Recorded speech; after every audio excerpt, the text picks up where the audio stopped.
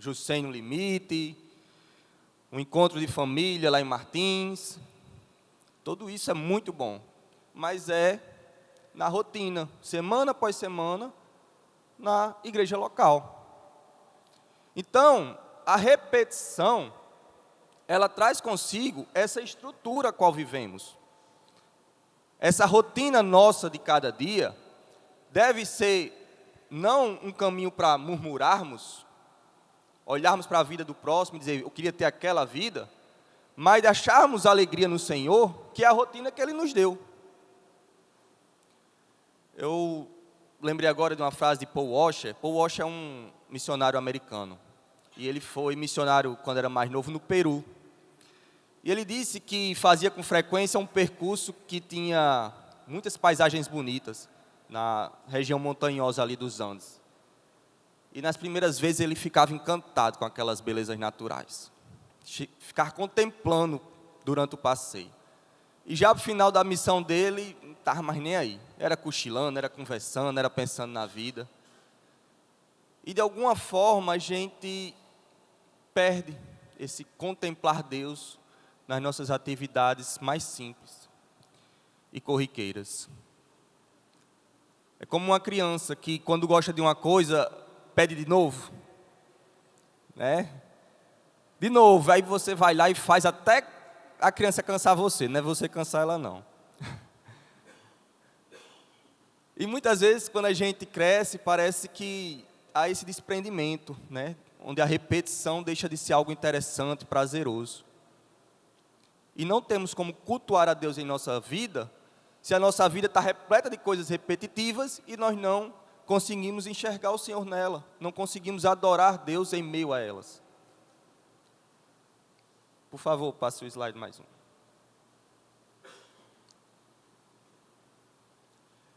E aí, entrando já no tema que estamos propondo, como eu disse, cada aula vai ser uma atividade específica que a gente vai trazer do nosso dia para refletir de forma mais profunda. A segunda aula foi o acordar, a aula da semana passada, e hoje vamos meditar sobre o arrumar a cama. E aí, em meio a isso, em meio à organização da cama, em meio a tarefas que tomam todo o nosso dia, a gente está o tempo todo tendo que organizar as coisas. As tarefas do nosso dia, da nossa semana, elas demandam algum grau de organização. E é sobre isso que eu queria trazer de forma mais específica hoje pela manhã. Como a vida organizada, então, nessa rotina, no nosso dia a dia, em meio às tarefas cotidianas, como uma vida organizada pode glorificar a Deus? E aí eu queria iniciar com a meditação em Gênesis 1 a 26. Vai ser um texto um pouco longo, mas para não ficar cansativo, a gente pode ler ele parcelado, tá? Vamos para o relato da criação.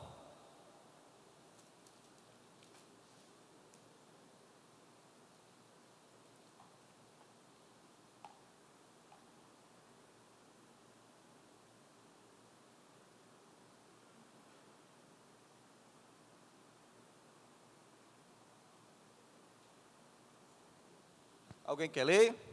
Para participar? Vocês hoje estão animados, hein? Pode ler? Eu compartilho aqui, Breno. Decida ler até o quarto dia, para não ficar muito cansativo, tá? Relato do quarto dia. No princípio, Deus criou os céus e a terra. A terra era sem forma e vazia.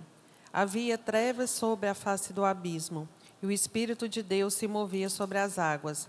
Então Deus disse: haja luz, e houve luz. E Deus viu que a luz era boa, e fez separação entre a luz e as trevas. Deus chamou a luz dia, e chamou as trevas noite. Houve tarde e manhã, o primeiro dia. E Deus disse: haja um firmamento no meio das águas, e separação entre águas e águas. Deus fez o firmamento e a separação entre as águas debaixo do firmamento e as águas acima do firmamento. E assim aconteceu. E Deus chamou ao firmamento céus. Houve tarde e manhã, o segundo dia. E Deus disse: ajuntem-se as águas debaixo dos céus num só lugar, e apareça a porção seca. E assim aconteceu. Deus chamou a porção seca terra, e ao ajuntamento de águas chamou mares. E Deus viu que isso era bom. E Deus disse: que a terra produza relva, ervas que deem sementes, e árvores frutíferas que deem fruto segundo a sua espécie, cuja semente esteja no fruto sobre a terra. E assim aconteceu. E a terra produziu relva, ervas que davam sementes segundo a sua espécie, e árvores que davam frutos, cuja semente estava nele, conforme a sua espécie. E Deus viu que isso era bom. Houve tarde e manhã, o terceiro dia. Deus disse: que haja luzeiros no firmamento dos céus, para fazerem separação entre o dia e a noite. E sejam eles para sinais. Para estações, para dias e anos. E sirvam de luzeiros no firmamento dos céus, para iluminar a terra. E assim aconteceu. Deus fez os 2 grandes luzeiros, o maior para governar o dia e o menor para governar a noite. E fez também as estrelas. E os colocou no firmamento do céu para iluminarem a terra, para governarem o dia e a noite, e fazerem separação entre a luz e as trevas. E Deus viu que isso era bom. Houve tarde e manhã, o quarto dia. Obrigado. Gente, vamos parar aqui no quarto dia para não ficar muito extenso a leitura e a gente também pegar muito do nosso tempo. O que eu quero propor com esse texto? Nós temos um Deus criador. É isso que a Bíblia está relatando aqui no início do capítulo 1. Mas não apenas isso. Nós temos um Deus que cria e que organiza a criação. A gente tem um relato, pode passar aqui com um toque, Pedro. Talvez vocês não consigam enxergar direito essa imagem, só quem está aqui mais à frente. Mas inicialmente nós temos a descrição de que a terra estava sem forma e vazia. E a partir disso, a partir dos dias que a gente leu só até o 4, mas vai se repetir o padrão até o 6º, a gente vê Deus dando forma e dando conteúdo. E quando a gente espelha os 3 primeiros dias em relação aos 3 últimos, a gente vê esse padrão. Os 3 primeiros, a forma sendo gerada e o conteúdo logo em seguida. Mas não apenas isso. Por favor, mais um toque aí no slide. A gente vê Deus preenchendo, fazendo separação, nomeando. Deus dá nome às coisas. E atribuindo funções. O que seria esse atribuindo funções? Eu coloquei aí, seria mais ou menos Deus criar o sol e dizer que ele vai governar o dia. A lua, ele vai governar a noite. Né? Criar o homem e dizer, reproduza. Cultive o jardim, dê nome aos animais. Então, isso seria atribuir funções. Foi isso que eu quis dizer com esse ponto aí. E todos esses fatores são aspectos de uma organização. Imagine você no seu computador lá, criando um arquivo novo, e aí depois você vai e separa ele em uma pasta lá, com um tema próximo àquele lá, nomeando ele. Então, em Gênesis, a gente tem o Deus criador e o Deus organizador. Então, a gente parte do princípio de que, se nós somos salvos e queremos cultuar a esse Deus, a gente parte dos seus atributos, não é? Nós temos um Deus santo, justo, um Deus de amor, bondoso, e um Deus organizado, um Deus de ordem. Então, nesse aspecto, como filhos e filhas dele, devemos expressar a organização. E se o nosso culto é diário, essa organização deve ser expressada nas nossas tarefas diárias. O Deus que cria é o Deus que dá ordem. E dia após dia, Deus levanta o sol que Ele criou para iluminar. Aqui só um parênteses. É claro que essa ordem aqui foi quebrada com a queda. Quando o pecado veio ao mundo, foi gerado caos. E isso aqui foi bagunçado. E só um parênteses breve. Quando a gente segue o relato de Gênesis, a gente tem alguns destaques, né? O dilúvio, logo em seguida. Temos a Torre de Babel, a Sodoma e Gomorra. O que a gente vê no dilúvio, por exemplo? Esses limites aqui sendo rompidos. Águas e terras se misturando. A Torre de Babel, homens querendo fazer uma torre até alcançar o céu. Sodoma e Gomorra, uma cidade específica sendo destruída por meio de fogo e enxofre que cai do céu. Então a gente vê que com a queda, com o pecado, é como se a cada momento a ordem estabelecida por Deus estivesse sendo violada, inclusive como reflexo do seu próprio juízo. Então, Deus criou as coisas, deu ordem, o pecado veio, trouxe desordem, e a gente está vivendo aqui, nesse mundo que o tempo todo tende ao caos, tende a estar bagunçado. Você pode sair da sua casa, Luciano, e ficar 1 ano fora. Quando voltar, vai estar suja. A gente lava uma roupa, usa, depois tem que lavar de novo. Corta o cabelo, apara a barba, daqui a pouco, de novo. É como se precisássemos manter a ordem. Ela não fica estabelecida naturalmente. E como cristãos, que servem um Deus organizado, é isso que devemos buscar fazer no nosso dia, como reflexo de culto e de adoração. Pode passar mais um slide, por favor.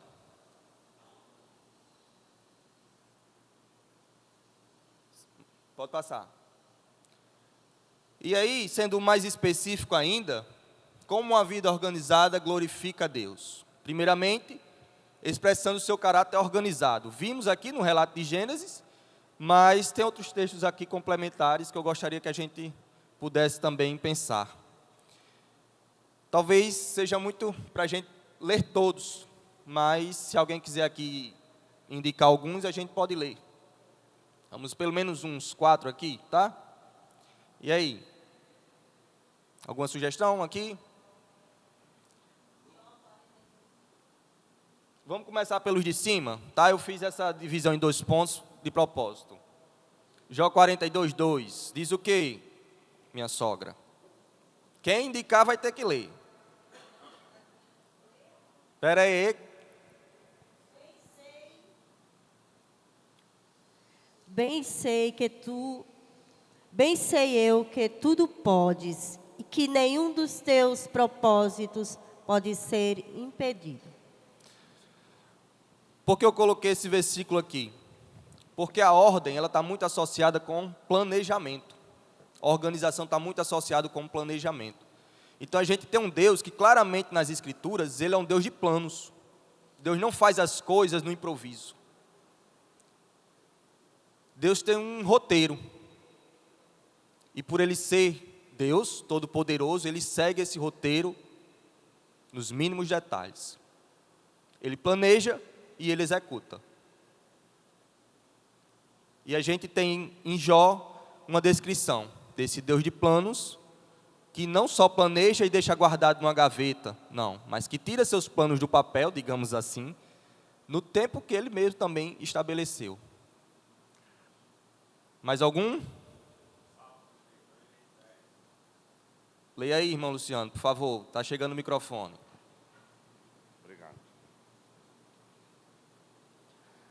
O Senhor frustra os planos das nações e anula os intentos dos povos. O plano do Senhor dura para sempre, os intentos do seu coração por todas as gerações. Amém. Então, mais uma vez, os planos de Deus sendo estabelecidos, mas aqui tem um detalhe, né? Ele diz que os povos, as nações, não têm os seus planos toda a vida estabelecidos. Então, é esse contraponto, né? Entre o Deus Criador e a criatura. Nós podemos fazer planos, mas não temos a garantia do que vamos planejar vai ser efetivado. Tanto por conta do nosso pecado em si, quanto pelas nossas limitações. Temos limitações de tempo, de espaço, de recursos. Então, há esse contraste.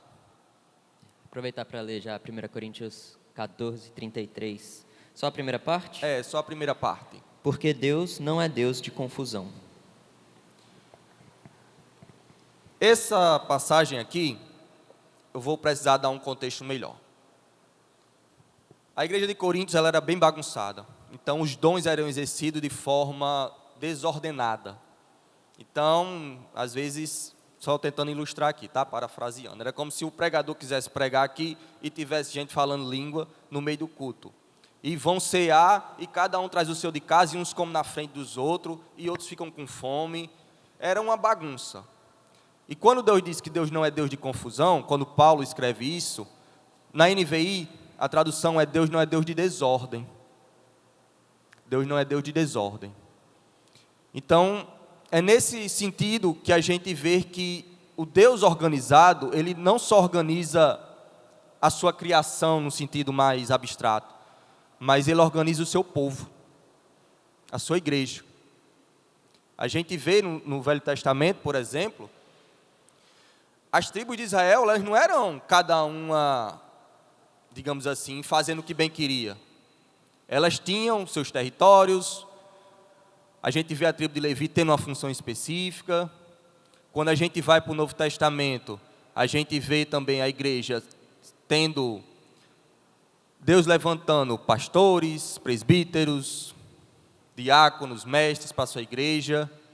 Não fica aquela coisa bagunçada onde cada um faz o que bem acha adequado. Deus põe ordem. Deus põe ordem na criação, Deus põe ordem no seu povo. Ah, o povo está desobediente. Deus enviava profetas. Deus estabelecia um sacerdócio.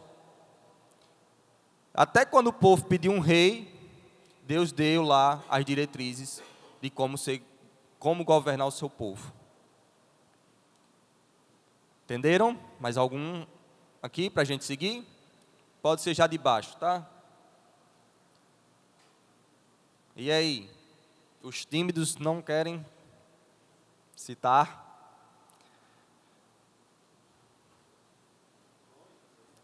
Então vamos seguir a sequência, né? 1 Crônicas 6, 32. Vai, pastor, toma aqui.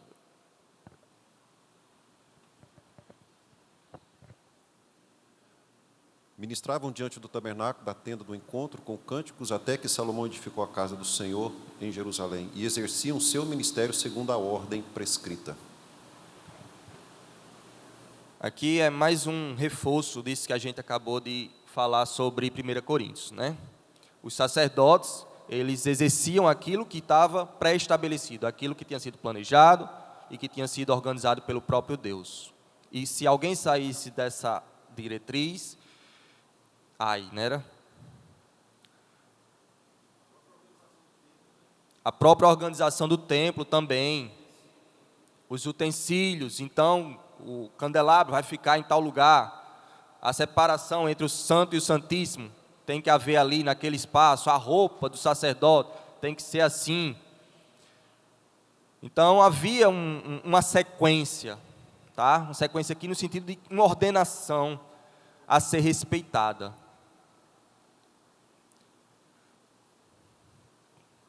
Vou ler aqui, 1 Pedro 4,10.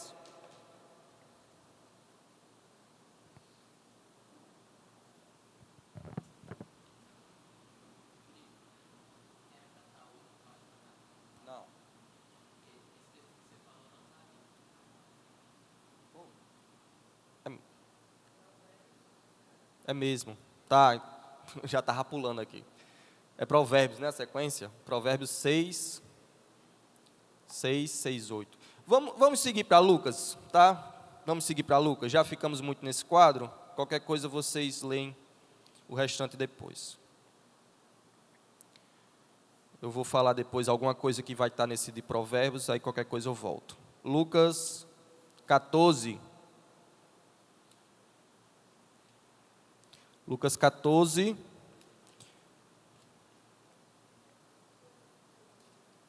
(28) Pois qual de vocês, pretendendo construir uma torre, não se assenta primeiro para calcular a despesa e verificar se tem os meios para concluir?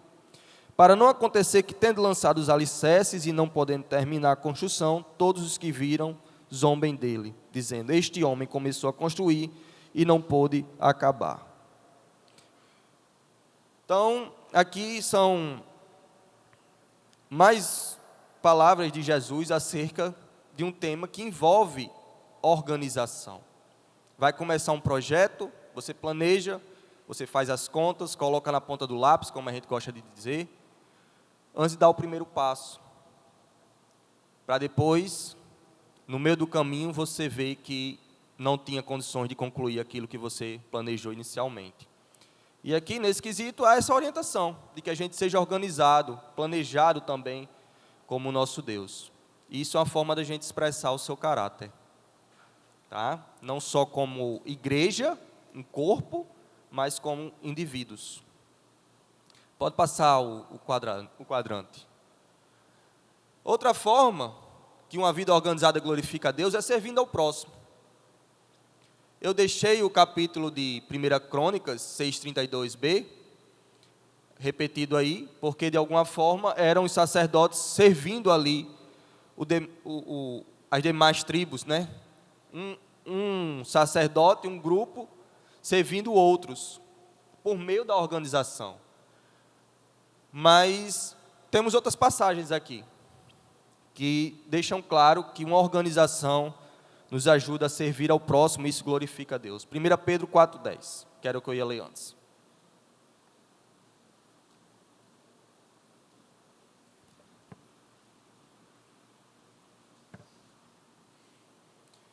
Diz assim, 1 Pedro, estou no...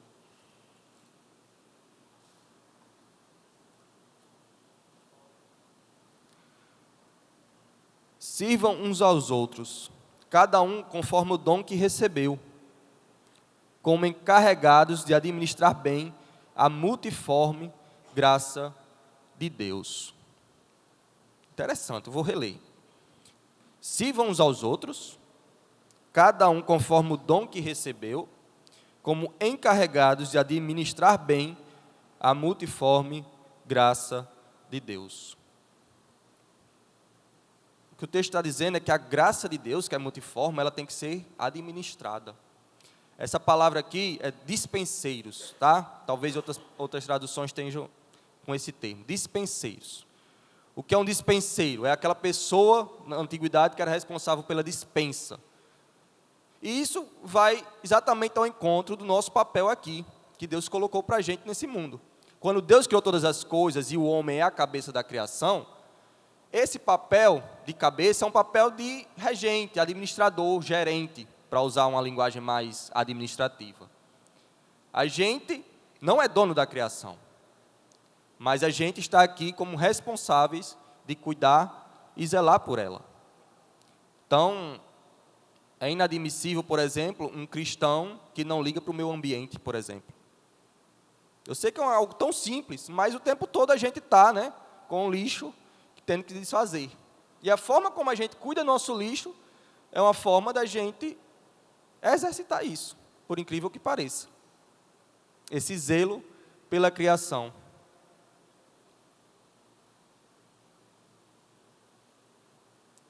Administradores da multiforme graça dele. Tem uma passagem, eu não vou lembrar, não sei se eu coloquei aqui, eu acho que é 1 Coríntios 12:28, tá? Deixa eu ver se é esse mesmo.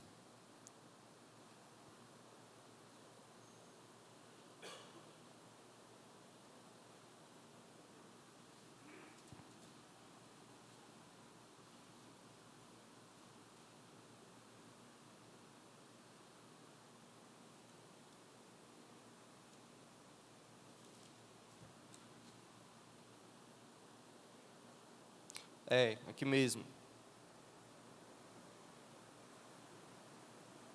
Não, é não. É sim. Está aqui. Pensei que não tinha colocado, não.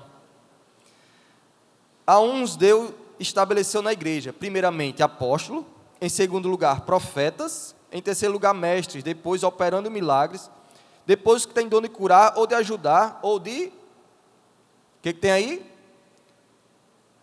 Administrar. Administrar um dom de Deus. Ou de falar em variedade de línguas. Será que são todos apóstolos? Será que são todos profetas? E aí segue o texto. Administrar é um dom tanto quanto pregar, ensinar, como um mestre. E muitas vezes a gente não consegue ter essa dimensão. Administrar aqui está muito relacionado à governança. Tá? Governança. Que novamente traz essa ideia de gerenciar algo. De ter algo sob o seu controle e domínio e ser fiel naquele cuidado. Então, dom de Deus de administrador. Olha que interessante. Algum comentário até aqui? Não? Vamos ler a parte final, Êxodo 18, 24, para encerrar aqui esse slide. Êxodo 18, 24, quando Moisés estava com o povo no deserto. A gente sabe que era uma multidão, né? Naquela época, então, muita demanda para Moisés tratar, ao ponto que ele estava totalmente cansado de suas atribuições. Até que seu sogro veio e lhe deu um conselho, é o que está narrado aqui. Moisés atendeu as palavras do seu sogro e fez tudo o que lhe tinha dito. Escolheu homens capazes de todo Israel e os constituiu por chefes sobre o povo. Chefes de 1000, chefes de 100, chefes de 50 e chefes de 10. Estes julgaram o povo em todo o tempo. E causa grave trouxeram a Moisés. E toda causa simples eles mesmos julgavam. Então Moisés se despediu do seu sogro e esse voltou para sua terra. Delegação. Criação de hierarquia. Como forma de organizar e servir melhor o povo. Nem Moisés estava aguentando mais tamanha carga, nem o povo estava sendo atendido da forma que deveria ser. E aí um conselho do seu sogro, posto em prática, resolveu o problema. Com base em quê? Em hierarquia e delegação. Então, mais uma vez a gente vê o quanto a administração, a partir do caráter de Deus, a gente tenta repetir, essa atividade em nosso dia a dia, nas nossas tarefas. Isso pode ser uma bênção. Uma bênção porque a gente glorifica a Deus expressando seu caráter, uma bênção para a gente, uma bênção para o próximo, querendo ou não, traz benefício para o organizado, e uma bênção para o próximo, para aqueles que estão em nossa volta. Algum comentário? Alguma dúvida?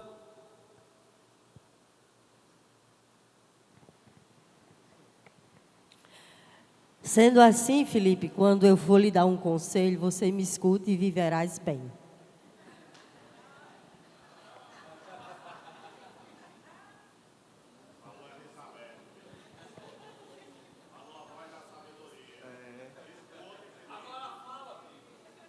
Voz da experiência. Falar o quê, né?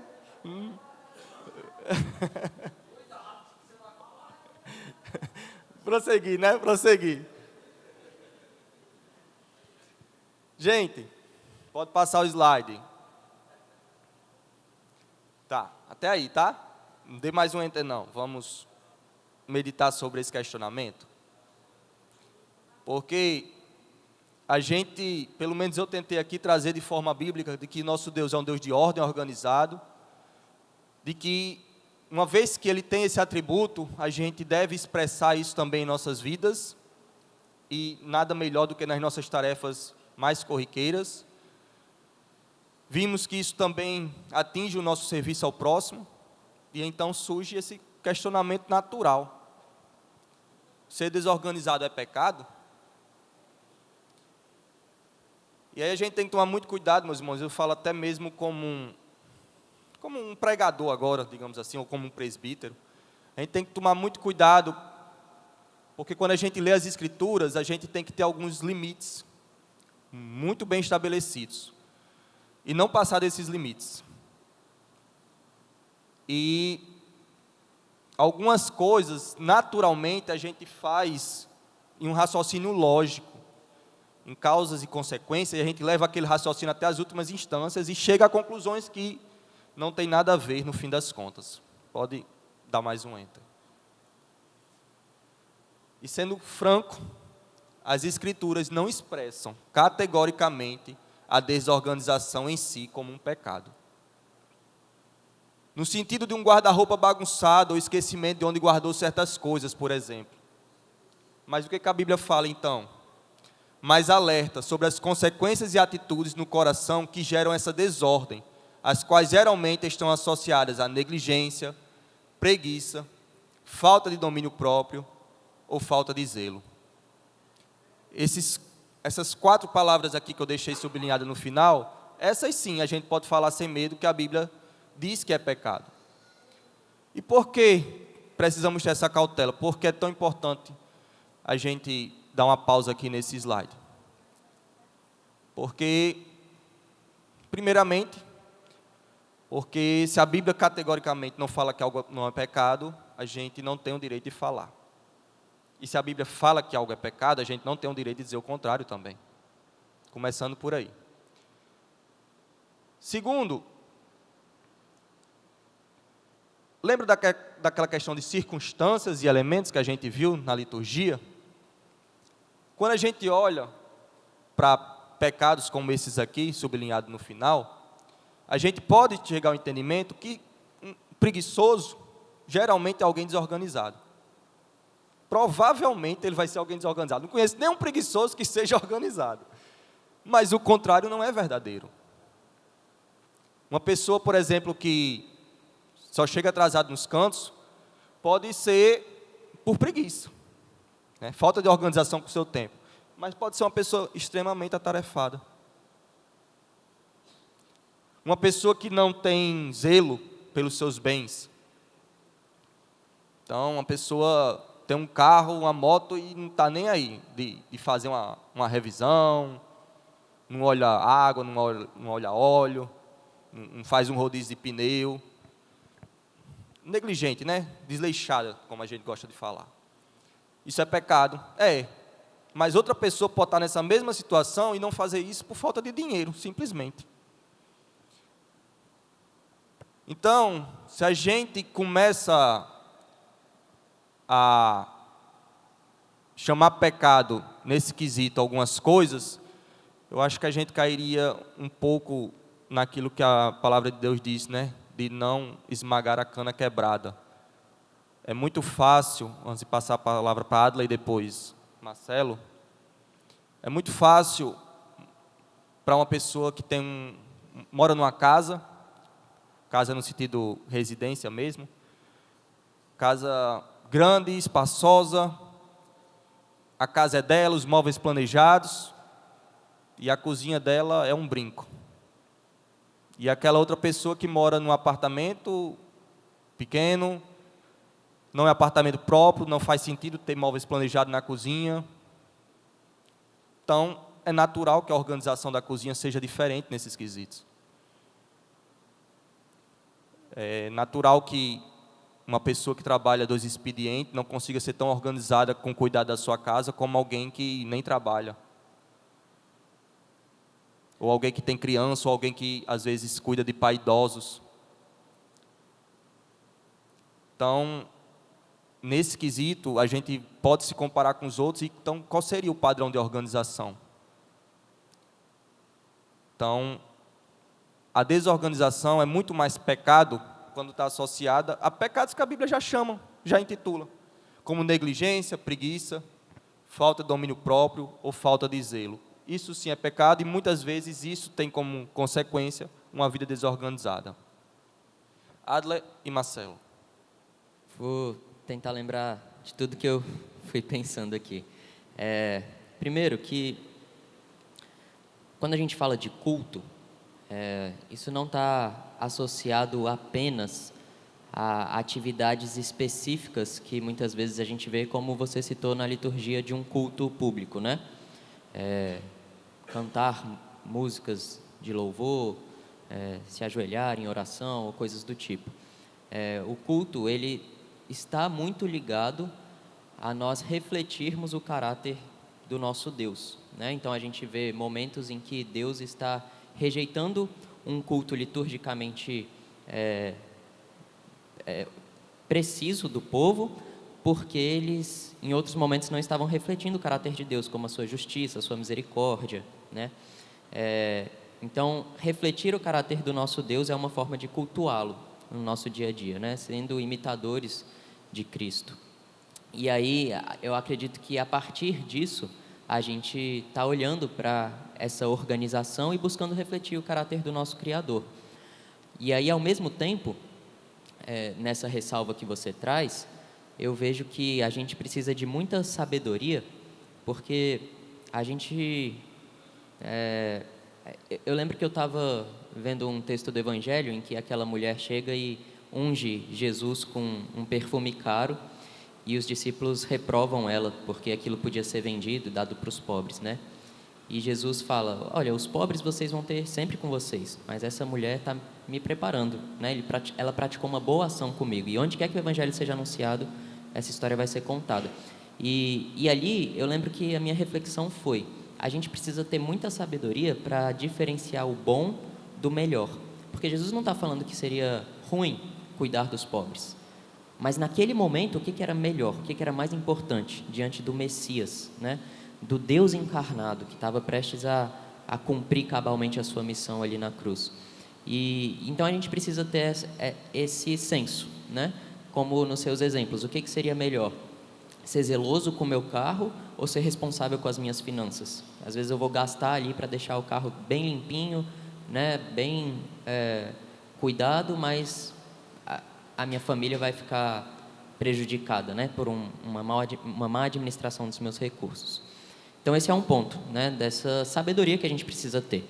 A gente não pode chamar a desorganização em si de pecado, simplesmente, em toda circunstância, porque a gente precisa ter essa sabedoria de discernir entre o bom e o melhor. É muito bom a gente ter organização, mas em alguns momentos vai ser melhor, né, a gente refletir o nosso Deus em outros aspectos. Mas aí também uma ressalva na ressalva é que às vezes a gente pode usar isso para ser displicente, né? Ser desorganizado não é pecado, então... Mas Tiago fala: aquele que sabe o bem que deve fazer e não faz, nisso está pecando. Então, se a gente tem a oportunidade de ser organizado e não é por outras circunstâncias que a gente é impedido de fazer isso, então pode se tornar um pecado, né? A gente precisa realmente buscar no Senhor sabedoria para viver dessa forma agradável, de um culto diário agradável a Ele. É isso. Marcelo.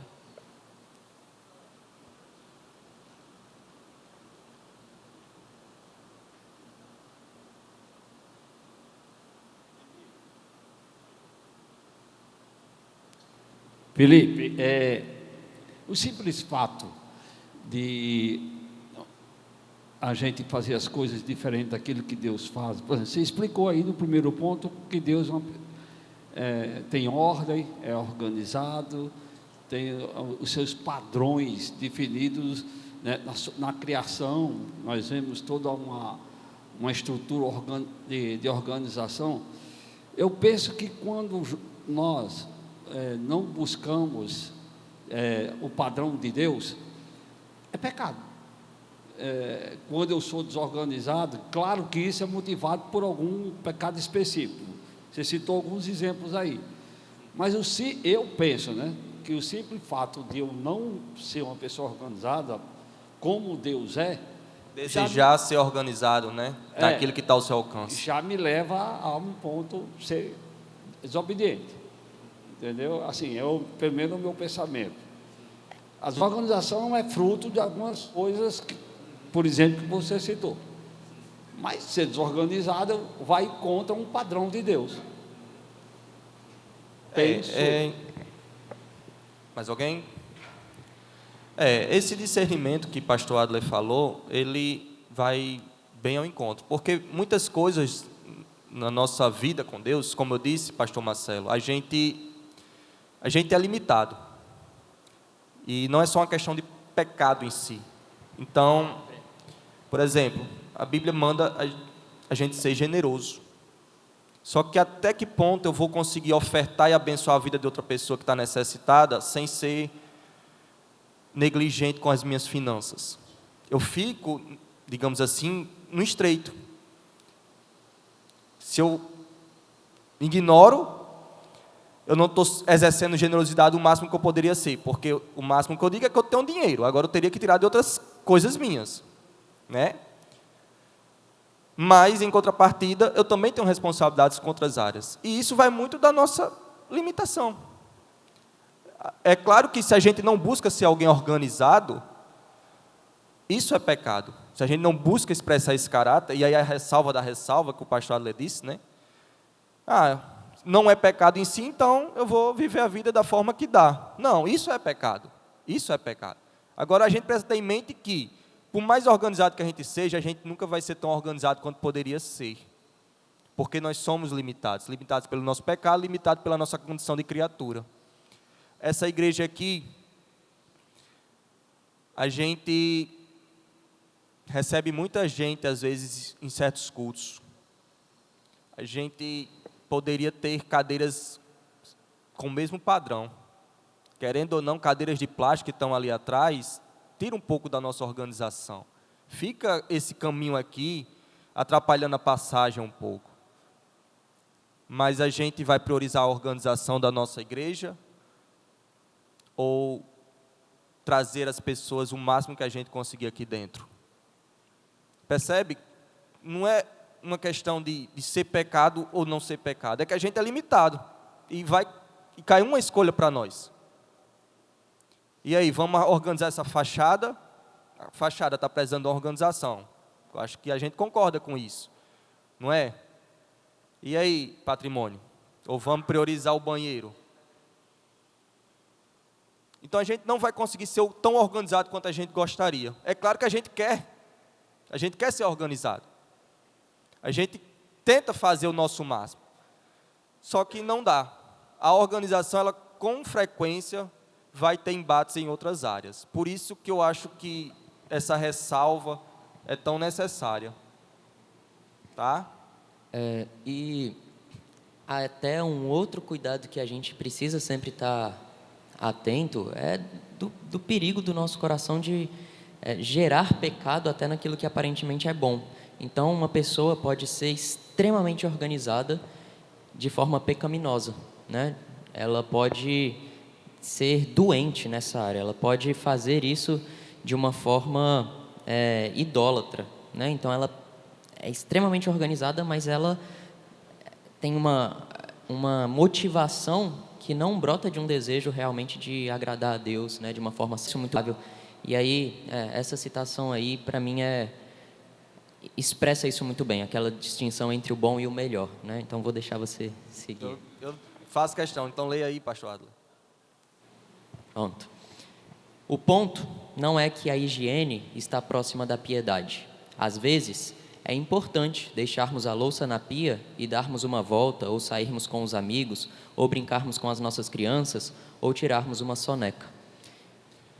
Eu acho que mostra, né, como a vida ela tem muitas necessidades, e às vezes a gente vai ter que fazer escolhas em relação ao que a gente vai priorizar, né? Um tempo de qualidade com os nossos filhos, ou uma limpeza para deixar a casa perfeita, né?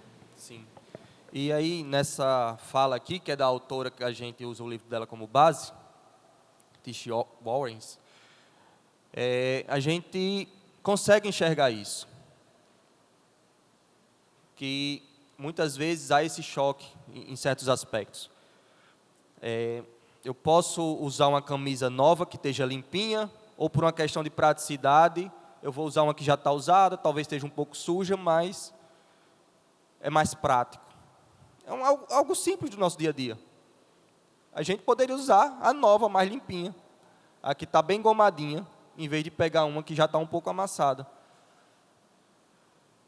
E nisso, do bom e do melhor, a ressalva que o pastor fez, eu lembrei agora de Marta e Maria. Tem muito a ver com esse slide. Jesus está visitando a casa de Marta e Maria, irmãs de Lázaro, e Maria está aos pés de Cristo, enquanto Marta está cuidando das mesas. Cuidando das mesas ali nesse sentido, né, de tentar manter uma organização ali com a visita. E Marta acha ruim, e chega para Jesus e diz: Jesus, eu estou praticamente fazendo uma atividade sozinha aqui, e Maria não está me ajudando. E a resposta de Jesus é: Maria escolheu a melhor parte, e essa não lhe será tirada. Aí novamente a palavra melhor. Jesus não está dizendo que é ruim. Jesus não está dizendo que a outra deve ser desvalorizada e negligenciada. Como a gente viu, negligência é um pecado. Ele está dizendo que uma é melhor do que a outra. Nesse quesito, Maria tem o seu comportamento mais aprovado por Deus, porque em uma visitação ali do mestre, ela preferiu a sua presença do que servir a ele. E aí entra exatamente no que pastor Adler disse. Muitas vezes o nosso culto a gente está servindo a Deus, liturgicamente perfeito. Mas o nosso coração está distante do Senhor. A presença do Senhor não habita em nosso coração. Então, essa ressalva do melhor para o bom, eu acho que é importante a gente fazer. Até porque a organização em si, como eu disse, em si ela não é um pecado, pode vir a ser, e muitas vezes está associada com outros pecados que a Bíblia dá nome, né? Então, acho que, no fim das contas, o que eu estou querendo dizer é só dar o nome certo aos bois certos, tá, gente? Não estou querendo relativizar nada aqui. Mas, quando a gente para refletir isso de forma mais profunda, uma organização exagerada pode cair, sim, em materialismo. Você se apega demais àqueles bens, à organização. Então, é uma criança que não pode comer um salgadinho no carro porque vai sujar o carro. Em nome da organização, você não dá um mínimo de, digamos assim, de bem-estar para uma criança. E, saindo do materialismo, a gente pode cair em uma idolatria. Por que idolatria? Eu vou usar idolatria porque eu acho que é idolatria. Muitas vezes a gente maqueia a idolatria por meio de uma organização. A organização, a gente quer ter o controle de tudo. Perfeccionismo, muito bem, boa palavra. E quando as coisas saem do nosso roteiro, planejei minha semana toda. Aí teve um dia que eu não pude cumprir com aquela agenda. Aí é claro que vai bagunçar os outros dias. Você fica ansioso, estressado, impaciente. Você se perde. Parece que você não tem. Então, resumindo, você é o piloto da sua vida e não Deus. Então, esse perfeccionismo, onde tudo tem que estar muito bem alinhado, no fim das contas, é você querendo ser o seu Senhor. E aí eu volto a falar o que eu disse antes. Deus, Ele planeja e Ele cumpre nos mínimos detalhes, porque Ele é Deus. Nós não conseguimos. Nós planejamos, devemos buscar uma vida organizada, mas temos as nossas limitações. E nem sempre essas limitações vêm de reboque a um pecado específico. Marinaldo. Oi. Essa questão da idolatria, né? Também a questão do exagero nas coisas que a gente faz e negligencia em outras. Eu acho que eu nunca vou conseguir ter um guarda-roupa bem arrumadinho, né? Aqueles que camisetas coloridas, básicas. Nunca vou conseguir isso aí. Nem vou tentar. Então, esse foco em quem tem um guarda-roupa, eu não estou dizendo que é errado, todo perfeitamente arrumadinho, mas entra para um culto e negligencia a rotina diária. Então, se você tentar ser perfeccionista ou extremamente perfeito em muitas coisas, pode ter certeza, outras você vai negligenciar. Ninguém é bom em tudo. Eu vi um exemplo, um documentário recente de uma empresa de cosméticos, que de um quintal, de dentro de casa, fazendo cosméticos manuais, chegou a um faturamento de quase 3 bilhões de reais. Daí eles já estavam tentando entrar para o ramo imobiliário, do agro, não sei, e aí desandou, né? E teve que entrar num processo de recuperação, porque tentou abraçar tudo, né? Então, você tentar abraçar tudo e fazer tudo, com vistas a essa perfeição aí, de combater a desorganização, pode ter certeza, em alguma coisa você vai falhar. Aquela ideia, será que a pessoa teve tempo de lavar o carro? De tanto, né, atividade que já faz. Quando logo no início da minha vida cristã, eu estava no aniversário, né? Quem já fez aniversário de criança de 1 ano, entenda o que eu vou falar, pelo amor de Deus. Aí, na mesa que a gente estava, surgiu o assunto. Antes de eu ser cristão, o aniversário desse aqui era lotado de bebida, comida, e a criança não sabia nem o que estava acontecendo. Aí uma pessoa da mesa disse: se você acha que essa criança de 1 ano sabe o que está acontecendo aqui, com tanto docinho, bolinha, também não está entendendo. Ou seja, o que ele quis dizer? Isso aqui também, para ela, não está entendendo. A única diferença é que no outro tinha churrasco e cachaça. Esse aqui tem docinho e bola demais. Então ficou um silêncio na mesa assim por alguns minutos, depois nós voltamos à rotina, né? Então, às vezes, a gente tenta impressionar a Deus com algo que não necessariamente seja errado, mas negligenciamos em outras. É o princípio da moderação, né, de forma moderada, e o esforço para fazer aquilo que Deus diz que é para fazer. A Bíblia não, se você for procurar na Bíblia, a Bíblia não proíbe certas coisas no culto, expressamente. Mas a Bíblia diz como deve ser o culto. Então, o que é que você tem que ater? Faça o que a Bíblia diz que é para fazer, né? Não estava, às vezes, tem muitas pessoas nas Escrituras que estavam cheias de boas intenções, mas que erraram perante a Deus, porque era expressamente proibido fazer aquilo. E negligenciaram, né? E às vezes a gente sabe o que é para fazer e não faz. E negligencia, né, diante de Deus nisso, e faz outras coisas que não há necessidade. Então, você se esforça para ter o seu guarda-roupa arrumado, mas não tem uma vida devocional. Então, se nós estabelecermos os princípios elementares da vida cristã, nós vamos ter uma vida devocional, uma vida voltada para Deus, conhecendo a Deus e servindo a Ele, né, da forma onde nós podemos fazer o melhor para Deus. E não para dizer assim: meu guarda-roupa é organizado, minha casa é limpa, meu carro é limpo. Então, às vezes o carro é perfeitamente limpo e às vezes você negligencia a sua esposa, os seus filhos, o irmão mais necessitado. Então, aquilo que vier à mão para você fazer, faça. Mas às vezes a coisa não vem à mão para fazer e nós corremos atrás de fazer outras coisas, né, que não agradam a Deus. Mas alguém tinha levantado a mão? Antes de passar de novo para Adler, deixa eu fazer um comentário aí. Quando você falava do guarda-roupa, eu lembrei daquele livro A Treliça e a Videira, e como ele relaciona essa figura, né, do que é estrutura e do que realmente importa, né? A estrutura sendo a treliça e a videira sendo as pessoas. E ele diz muito claro que a treliça tem seu valor, é importante, mas ela é um meio para que a videira seja sustentada. E muitas vezes a nossa organização é essa treliça. Ela permite que a gente possa servir melhor aos outros. Pastor, vamos tomar um cafezinho lá em casa. Aí imagina o pastor chegar lá, eu esqueci de comprar o café, não tem uma xícara limpa.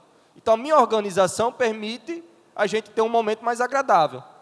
O meu guarda-roupa não é meu. Então a forma que eu organizo ele é para mim servir e não o contrário.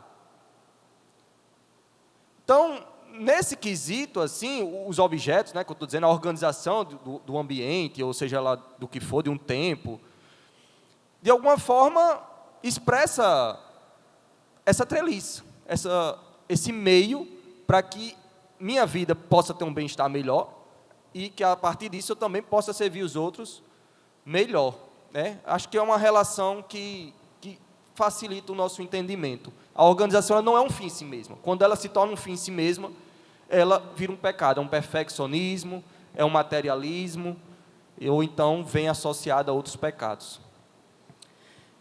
Talvez ajudando a gente a voltar para o propósito, né, de tudo isso. Existem coisas que inevitavelmente a gente vai ter na nossa rotina que exigem de nós um certo tipo de organização, né? A gente precisa lavar a louça. Não tem como deixar infinitamente lá, né? Toda vez que come num prato, joga fora e compra outro. A gente vai lavar a louça, a gente vai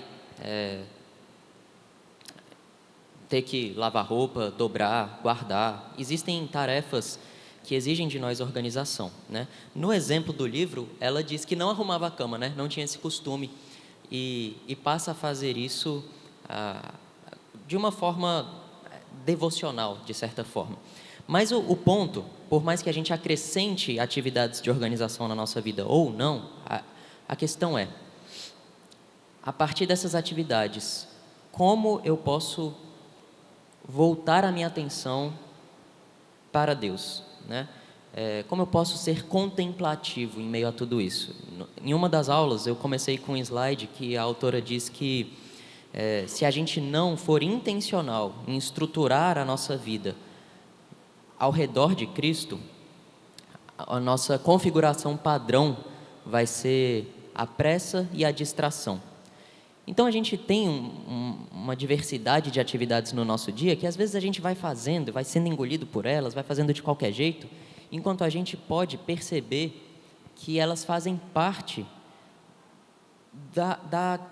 de como Deus criou a gente, o mundo e as coisas, né, para a gente fazer. Então, ao invés de achar que não tem nada a ver eu lavar uma louça, eu arrumar uma cama, eu dobrar uma roupa, eu posso, sem pressa e sem distração, olhar para essas atividades e meditar. Cara, através de uma atitude tão pequena, às vezes tão desprezada, desvalorizada, refletir um aspecto do meu Criador. E pensar também, levar os meus pensamentos para um Criador e admirar um Criador que dá ordem à sua criação, né? Que não é desleixado, que não é desorganizado, que não foi só soltando as coisas, mas que até no próprio relato da criação inspirado, né? Ele mostra ordem, ele mostra etapas, processos, e isso é bom, né? Então, a minha vida devocional, e é o grande ponto de toda essa série, não está restrita, por mais que seja fundamental, e a gente vai passar por isso também, mas não está restrita a eu sentar, abrir a Bíblia, orar e ler, e todo o resto do meu dia, aí eu vivo como qualquer outra pessoa. Não, a gente pode ressignificar, ou até mesmo recuperar um significado que Deus atribuiu para essas coisas no seu mundo, né? Então, acho que esse é o ponto. A gente naturalmente vai ter essas tarefas. Como que a gente vai lidar com elas? De qualquer jeito ou aproveitando para cultuar o nosso Deus, né? Admirando e refletindo. Acho que essa é a ideia. Sim. O que o pastor Adler está tentando falar, gente, imagina a gente aqui no culto, à noite, cantando um louvor, algum louvor repetitivo que a gente canta com frequência, e está todo mundo bem aqui sintonizado. Os músicos, o cantor, a igreja. Mas se a gente não faz, mesmo que seja um louvor repetido e um domingo repetido, se aquele momento específico a gente não está com a intenção correta, toda a organização que está como pano de fundo, ela não é válida. Uma coisa não anula a outra, claro. Um guarda-roupa organizado não anula a vida devocional, como o pastor Marcelo colocou. A organização deve ser buscada o máximo que a gente puder, sabendo das nossas limitações. Mas em meio a tudo isso, essas tarefas repetidas, em meio à nossa rotina tão cheia de coisas, que a gente possa ter intencionalidade nas mínimas coisas, nas tarefas mais simples e repetitivas. E entender que ali é um espaço onde nós estamos cultuando e adorando o nosso Senhor. Pode passar mais um slide, por favor. Ia mais alguém? Desculpe. Felipe, só um parênteses aí. Eu tenho um ofício na igreja. E eu sei o meu ofício. Uma vez eu fui convidado, uma pessoa ligou para mim, um pastor da igreja ligou para mim no domingo pela manhã. Disse, Manaldo, está aconteceu um problema e você dá para você pregar hoje aqui? Eu disse, dá. Aí ele disse, eu gosto assim. Acaba que pega na hora o sermão e vem pregar. Eu disse, não, pastor, o meu ofício é substituir o meu pastor se um dia eu estiver na igreja e acontecer algum problema com ele. Então eu preparo um sermão para todo domingo. Se eu tiver aqui e o pastor sair for impedido, ou o pastor Adler, eu estou pronto para pregar. Esse é o meu ofício. Então nós temos que cuidar dos ofícios, né, para o qual nós somos designados. A Bíblia fala lá de 1 Coríntios, capítulo 14, da questão de como deve ser feito a função de cada um, né? E também a função, quando você destacou no Gênesis. Então, nós devemos estar preparados, né? Um agente de segurança, ele pode agir, né? Um policial, ele pode agir no papel dele, mesmo que ele não esteja em exercício, né? Então, ele tem essa prerrogativa de agir com segurança. Não, mas eu não estou escalado, eu não estou no plantão, então deixa rolar aí. Então, nós temos que ter responsabilidades, saber dos nossos ofícios e sempre que necessário, né, a Bíblia diz que nós devemos estar prontos para responder a qualquer um sobre a questão da nossa fé. Isso engloba também o exercício de você fazer, porque se alguém lhe questionar, né, sobre a sua fé, não, meu irmão, hoje eu não vou poder lhe responder não, que eu estou relaxando, estou brincando, estou me divertindo. Você vai ter que debater com ele e argumentar sobre a sua fé. Nós não podemos ser negligentes. Isso envolve o cuidado e o zelo na rotina. Que tem como organização como premissa, né? Se você tem um sermão pronto para pregar num domingo à noite, se for necessário, demanda de uma organização prévia para que isso seja possível. É preciso? Tá. Felipe, a Bíblia ela nos orienta a fazer o melhor que a gente pode naquilo que a gente está fazendo, em tudo que a gente fizer, né? Se for esposa, seja melhor esposa, o melhor marido, o melhor empregado, o melhor patrão. E esse buscar em ser o melhor é o que faz com que a gente também organize o nosso tempo, organize a nossa vida para que exatamente sobre não, né? Mas que a gente priorize as coisas de Deus naquilo que a gente está fazendo e saiba a importância disso, né? Só num breve relato, em um certo momento da nossa vida, a gente decidiu que eu não trabalharia mais fora, ia ficar em casa com as meninas, que eram pequenas, né? A princípio a Brenda, e cuidando da casa e tal. E isso foi muito difícil para mim no início, não só no início, mas por um bom tempo, porque eu não me sentia útil, eu não via utilidade no serviço doméstico. Eu me sentia útil saindo, trabalhando fora e tendo, né, um salário, contribuindo no final do mês, essas coisas. E eu demorei muito para enxergar essa utilidade do serviço doméstico, de cuidar da minha casa, de cuidar das minhas filhas e tudo. Então, muitas coisas eu fui aprendendo devagar, né, e é sofrido isso, mas eu fui aprendendo que quando eu cuido da minha casa, eu estou cuidando dos meus filhos, eu estou proporcionando para o Júnior ele também descansar e ter tempo para cuidar melhor do trabalho dele. Eu estou ensinando as minhas filhas a cuidarem da casa delas também no futuro, né, ter uma casa mais organizada, uma vida mais organizada. E isso, às vezes, é difícil da gente enxergar mesmo o valor dessas coisas e como a gente agrada a Deus e glorifica a Deus com essas coisas que são cotidianas e que, às vezes, a gente considera pequenas demais, irrelevantes demais, né? E eu vejo o valor hoje disso, sabe? E eu vejo o quanto isso glorifica a Deus com um fato simples de lavar uma louça e deixar a minha casa organizada, coisas que normalmente, às vezes, eu nem quero fazer, mas que eu faço por entender que isso glorifica a Deus e que servir a minha família, né, é uma forma que eu tenho de glorificar a Deus. Então, isso, às vezes, a gente perde essa noção do valor dessas coisas pequenas, né? Sim, com certeza, com certeza. Até aqui, já voltando até para o meio da nossa igreja também, né? Quantas pessoas não acham que o trabalho na igreja se resume só a ter alguma participação na música ou pregar? E aí, às vezes, a gente tem tanta coisa para ser feita, mão de obra disponível, mas não tem esse sentimento de que tarefas que talvez estejam mais nos bastidores são tão importantes quanto chegar aqui e dar uma aula de escola dominical. Mais alguém? podemos caminhar para o final. Isso aqui é uma citação não, isso aqui é uma frase que eu coloquei para a gente iniciar nosso encerramento.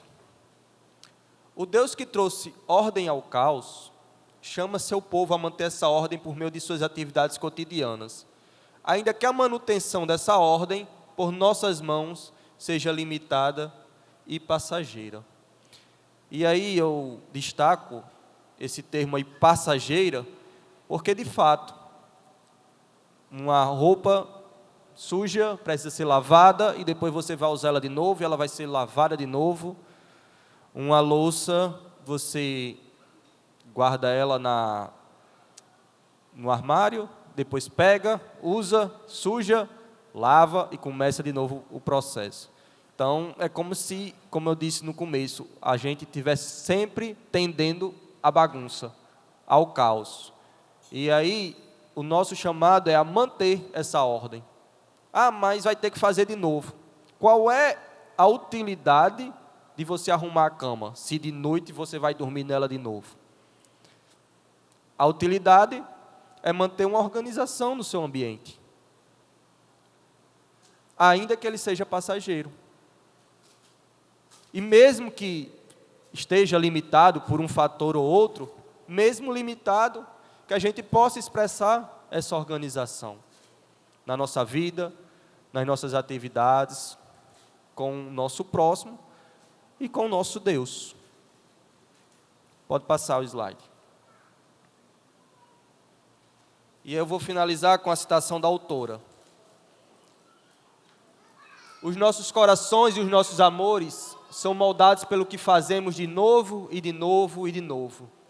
No domingo, no nosso culto solene, aprendemos juntos a passar pela repetição e pelo previsível.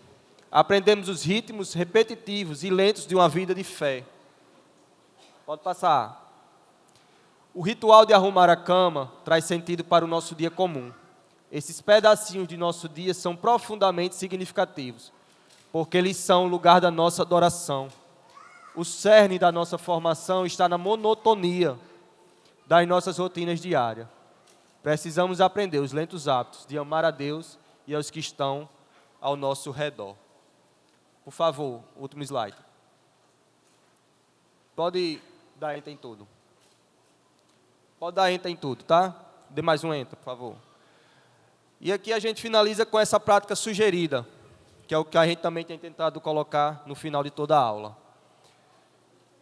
Qual é a que eu sugiro aqui para nós? Enquanto arrumamos a nossa cama ou realizamos qualquer outra tarefa repetitiva do dia a dia, que possamos pedir a Deus em oração para mostrar como Ele nos molda em meio a essa tarefa e que Ele possa dar clareza dos efeitos dessa organização na nossa vida e na vida do que nos rodeia. Teve uma frase que eu nunca esqueci. Uma irmã disse que ela nunca mais reclamou de estar lavando a louça. Quando ela entendeu que se ela estava lavando a louça, é porque era sinal de que teve comida na mesa. Então, isso é uma pequena prática que trouxe uma reflexão para aquela irmã. E nessas pequenas práticas diárias que a gente possa tentar fazer algo nesse sentido, ser contemplativo, ser intencional e que isso possa se tornar uma realidade para a gente. Tá? Versículo sugerido, 1 Coríntios 14, 40. Tudo, porém, seja feito com decência e ordem. Ok, meus irmãos, alguma dúvida final, algum comentário final? Espero que essa aula tenha abençoado a vida de vocês e que a gente possa, pela graça de Deus, estar conseguindo colocar isso em prática. Amém?